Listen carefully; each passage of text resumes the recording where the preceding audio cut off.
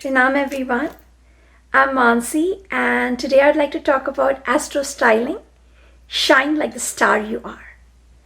So, have you ever been in the situation where you go into a designer store or a clothing store and you're attracted to the same kind of color, the same kind of design and style, the same kind of accessories? And even if you have a collection of these colors or styles, you still keep getting drawn to the same motif or the same style. So this happened to me, and I went to my designer's place and I picked out about 9 to 10 different materials, all in the same sort of style. And the next day I woke up in the morning and I realized that everything that I had picked was white. It was kind of pearly, luminous, almost a little bit translucent, soft, feminine. And even if I picked another color, it was so light that it was almost white. And then, being an astrologer, I discussed this with my mentor Shivo, who is the founder of Astro and as well as Quanto Life, and realized that I had been picking everything based on the zodiac of Cancer. Now in my chart, the house that has the zodiac Cancer is very intense, but it is not very auspicious. So I was wondering, what does this relate to in my life? What am I drawing into my life?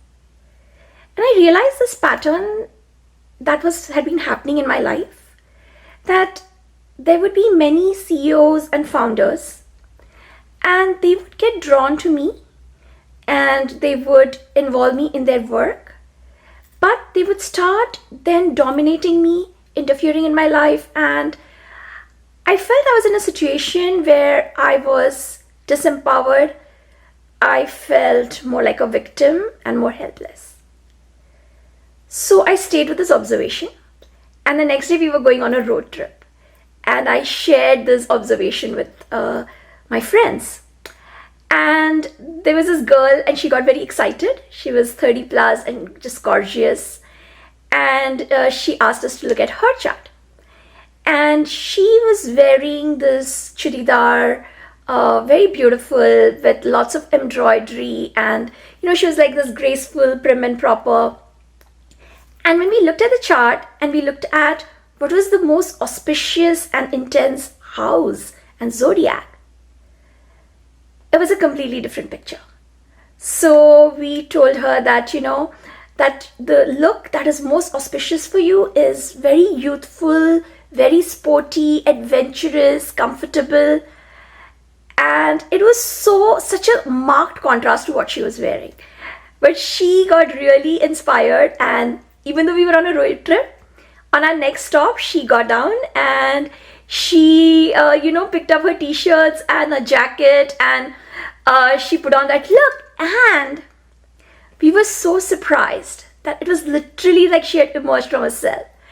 She was a whole different person, and her whole persona changed, and she became that.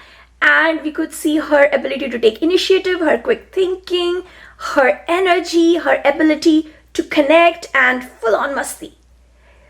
So now more and more people got interested. There was another guy, I'm going to keep it anonymous, but he was like totally in a red shirt, very Aries, very hyper masculine, Mars kind of energy. He even had that, the keychain that people have, which is like a rope chain, like a janjeer kind of thing. Even had that hanging, and then he had that kada, and the shaven or non-shaven look, and the hair and all.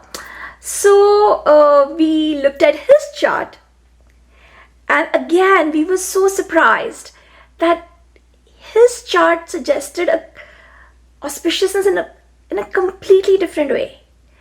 And he was like, okay, I'm game, bring it on. So we're like, okay. So we told him that, we told him to dress like a tree, literally.